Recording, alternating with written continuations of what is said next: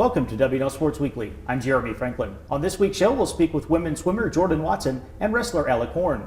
But first, here's a quick look back at the weekend in Washington in athletics. The wrestling team won an in-season tournament for the first time in 6 years, claiming first place at the Ohio Northern Invitational. Women's basketball upset 15th-ranked Emory and Henry 71-62 at the Duchess Watt Tennis Center, while men's basketball fell 87-77 at Virginia Wesleyan. Men's and women's swimming both placed first at their own W&L Invitational, and at Roanoke's Bass Prager Invite, women's track and field notched 3 runner-up finishes and a pair of all-time top 5 marks, while the men's team took 3 of the top 5 spots in the 800 meters. With me in the studio is Jordan Watson, senior swimmer from Fayetteville, Georgia.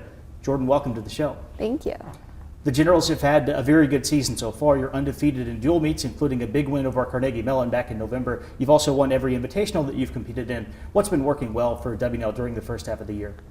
I think this year we've done a really good job of looking, instead of at the big picture and the in-season goal of ODAX, taking each week by week and really focusing on all the little things we can do to be our best in competition. You swim a lot of the longer races, including the 500, 1000, and 1650 freestyle. What's the approach to those events, especially compared to the sprints?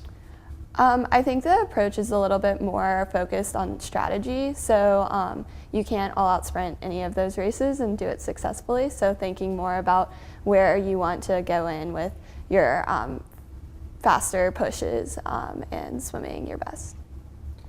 The Generals do not have another event until mid-January. What's the training regimen going to be like over the next few weeks? So immediately following finals week, the Generals will actually go to Miami for a week for our annual training trip. So during that time, we focus, we have doubles pretty much every day, and we focus on doing our hardest training of the year to set us up for a good conference meet in February. Before the ODAC meet, you'll have 3 more dual meets in 2019. What are the team's goals for those events? So the main goal of our dual meets in January, right before ODAX, is to kind of perfect our racing strategy and techniques. So we'll focus on more of the little things like good starts and good turns and finishes to really perfect our races before we head into ODAX. Jordan, thank you for joining us. Best of luck the rest of the way. Thank you. Here with me now is Alec Horne, junior wrestler from Chester Springs, Pennsylvania. Alec, welcome to the show. Thanks for having me, Jeremy. W&L came in first at the Ohio Northern Invitational on Saturday. It was the program's first in-season tournament win since 2012. What does that accomplishment mean to the Generals? I mean, I think it means a lot after you look at the years prior to this one. This year we had about 4 champs, 2 guys in the same weight class coming in first and second, and last year only having about 1. But I mean, you know, being on top kind of raises our expectations for the year. And it's important to, you know, celebrate that and be proud of what we accomplished. But at the same time, I mean, it's not our goal to go out and win the Ohio Invitational Tournament. We kind of use that as a stepping stone and build upon that for later in the year where we're really trying to be successful. Overall, though, it has been a good start to the season. You had a win over nationally ranked Ferrum. You've had some other good performances. How can you build off of the way the first month or so has gone? Yeah, so I mean, the reason we kind of go into such tough competition at the beginning of the year is so we get our flaws exposed early on.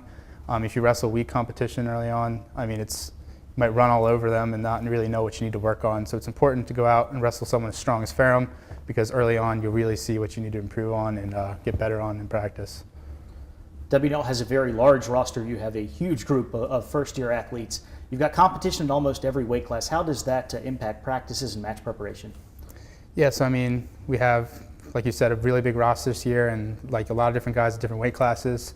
And I mean, that kind of contributes to going with a different practice partner every single day. You get a different sense of style when you wrestle different individuals. And I mean, if you wrestle the same person every single day, you're going to kind of start to build yourself into a particular style. So with all these, I mean, individuals we have now, we're really able to change our looks and wrestle different styles because of that.